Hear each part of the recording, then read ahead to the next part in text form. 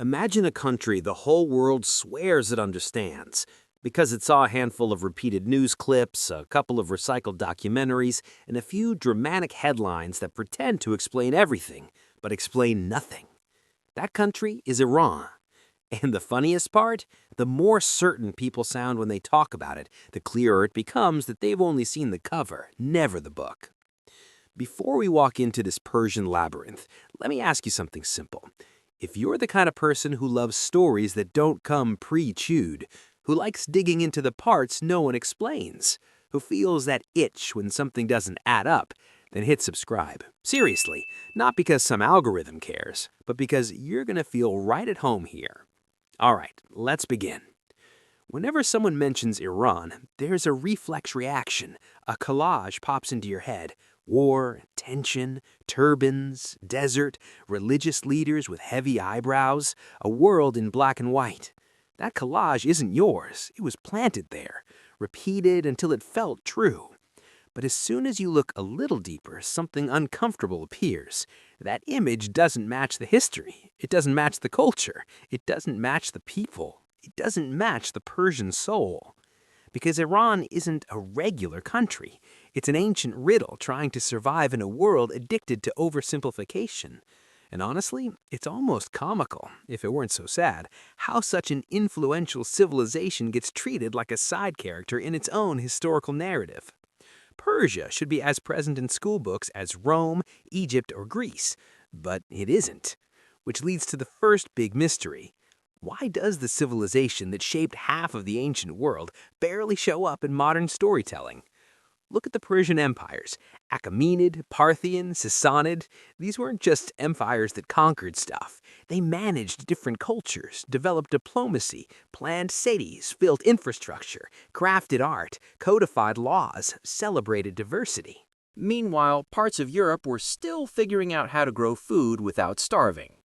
But when history is written through a Western lens, Persia becomes the villain the Greeks had to defeat. It's almost childish.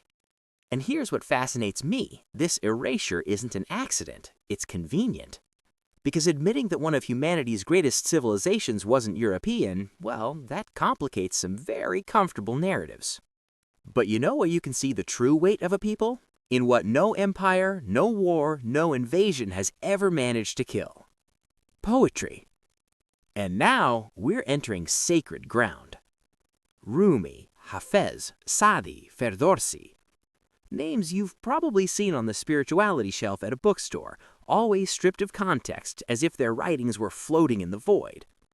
Persian poetry has become universal, yes, but people forget it was born in a specific heart, Iran. Poetry in Iran isn't a hobby, it isn't entertainment, it isn't decoration. It's identity, it's resistance, it's philosophy encrypted in metaphor. It's a survival manual disguised as beauty. Persian verses talk about love, not the Hollywood version, but the kind that shatters ego, the kind that hunts for the divine inside the human, the kind that finds beauty in suffering. It's as if for Persians, poetry is a way to breathe when the world presses too hard. But of course, this depth rarely makes it into the official image of Iran.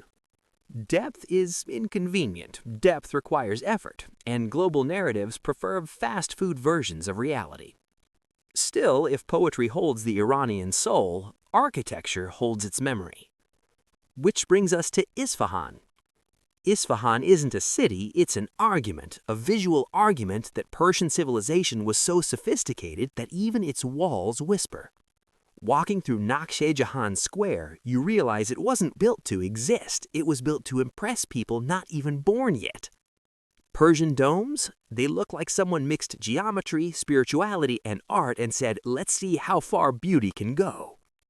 And the mosaics? They glow at specific hours, as if coated by light itself. If this were in Italy, there would be 20 documentaries, 5 miniseries, and a yearly Netflix special. But because it's in Iran, silence. Strange, right? When beauty doesn't match the stereotype, the world simply pretends it isn't there. Now let's leave the grand monuments and step into everyday life, the part nobody imagines.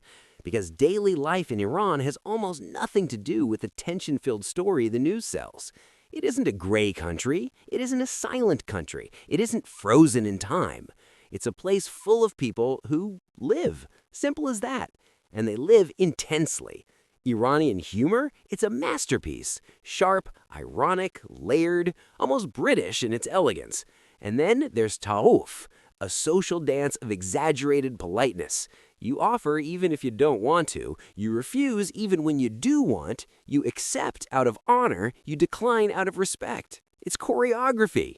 To outsiders, it's confusing. To Iranians, it's the alphabet of social life. And despite sanctions, economic pressure, and political tension, Iranian creativity keeps blooming in private spaces, cafes, homes, studios, gatherings, underground art circles. You look at it and wonder, how is this possible under so much pressure? And the answer is simple. Persians have been surviving in silence for millennia. They create in the subtext. They resist in the blank spaces. Which brings us to food. Yes, food. Iranian cuisine isn't just cuisine. It's geography. It's history. It's the memory of empires. Saffron-infused rice, meats marinated in rosewater, walnuts ground into dense sauces, pomegranates sparkling like edible jewels, pistachios that should honestly be considered cultural heritage. And here comes the strange part. How can a cuisine so rich, so symbolically loaded, remain practically unknown to much of the world? Maybe for the same reason as everything involving Iran. Beauty complicates the narrative. But here's the real mystery. The most fascinating part of Iran isn't the poetry, the architecture, the food, or the history. It's the silence. The way the country speaks by choosing not to speak. The way truth hides not because she wants to be secret, but because she doesn't fit into the ready-made script. Iran is a country that rewards attention, a country that forces you to slow down, a country that refuses simplification, and that alone makes it unique. Everything, its art, its cuisine, its philosophy, its spirituality, its contradictions, its joys, its secrets, is a reminder that some civilizations survived not despite the world, but because they never accepted the version the world tried to impose on them. And if this little journey made something shift inside your mind, good. That was the point. If this stirred your curiosity, hit like, share it with someone who loves a good mystery, and subscribe to keep exploring the parts of the world where truth walks around disguised. We're not here to explain countries. We're here to document the parts of their stories that don't make sense precisely because they're the most revealing.